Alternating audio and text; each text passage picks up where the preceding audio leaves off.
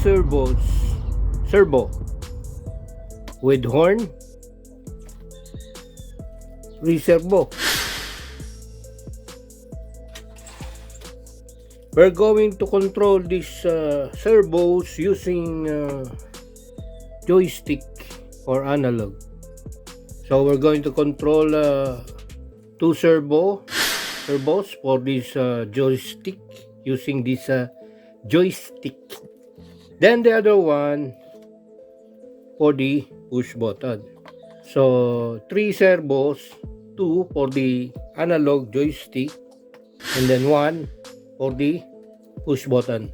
With the use of Paborikets Arduino Uno microcontroller Arduino Uno. So with the help of this microcontroller, we can able to control these 2 servos for the joystick and 1 servo for the push button. And first, we're going to upload the code for this Arduino Uno so that we can control the servo.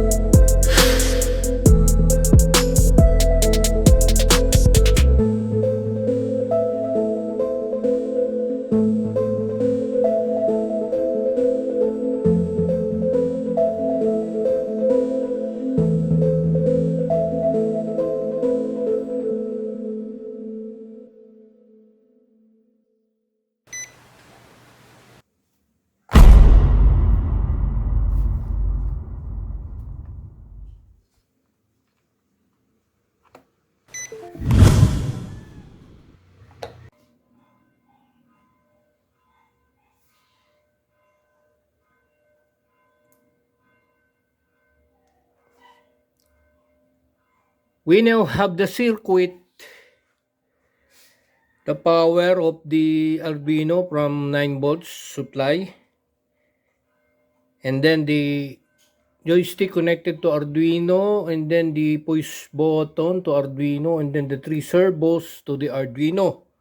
And the power of the joystick, push button, and all the servos, they are all connected to external 5 volt supply power bank, this one.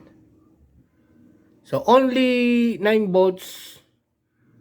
This is the power up wherein the Arduino is getting its power from 9 volts. So let us test the circuit. Joystick,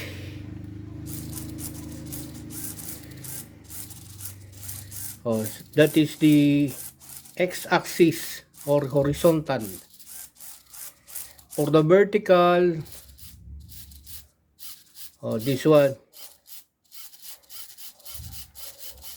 Then for the push button,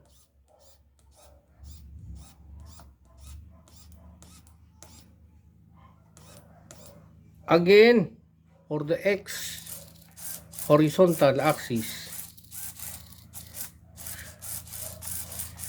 vertical y-axis, and for the push button,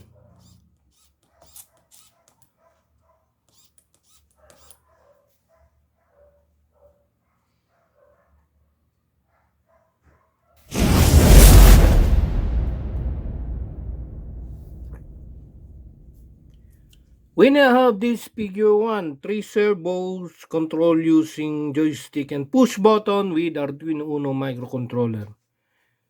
So where is the servo? This is the servo. These are the servos. 1, 2, 3. That is the symbol for servo. And it is they are all connected to 5 volts. The supply, positive. So this is a power bank. Then the negative to the ground, negative to the ground, negative to the ground. The positive is the red wire. Then the ground is the brown. Brown, red, red, brown. And then for the pin, that is the signal pin, the color is orange. So you can see in the servo, the orange color is the pin out or pin in.